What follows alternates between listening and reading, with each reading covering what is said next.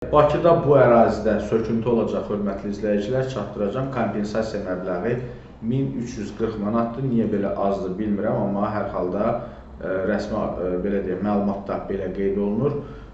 Bizi izləyən TikTok izləyicilərimiz, əgər sualınız varsa, YouTube-da, canlı yayınımızda, elə canlı yayının aşağısında yaza bilərsiniz, hörmətli izləyicilər. Həmçinin bax, burada izləyin sözü görünür. Bir dəfə üzərinə vurmağınız mümkündür. Baxaq görək, YouTube-da bizə sual yazanlar varmı? Hələ ki yoxdur və canlı yayımı bəyənin, maksimum şəkildə paylaşın. Hansı ərazidə olacaq söküntü diqqətinizə çatdırıram. Bakıda daha bir ünvanda yaşayış binası söküləcək. Söhbət paytaxtın Binəqədi rayonunda yerləşən 2-ci mədən korpusu 92/352 ünvanındakı binadan gedir.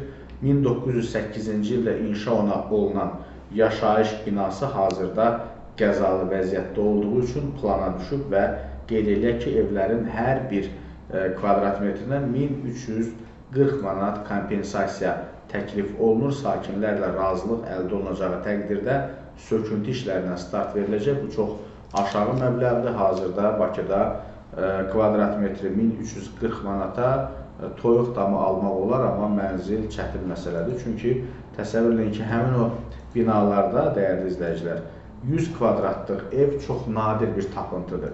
Hərənin 40, 50, 60 kvadratlıq xırda yaşayış evləridir. 1340 manatdan 100 kvadratlıq evin olmalıdır ki, 134 min kompensasiya alasan.